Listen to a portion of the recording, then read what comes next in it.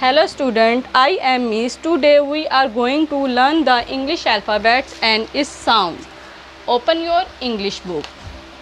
Today we'll learn first alphabet A apple. Second day B. B sound is ba. B ba beer.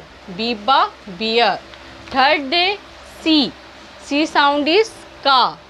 C sound is ka. C ka cat. C ka cat. And fourth day D. D sound is da. D sound is da. D da deer. D da deer. D sound is da. Your turn. D da deer. D da deer. D da deer. D da deer. Thank you.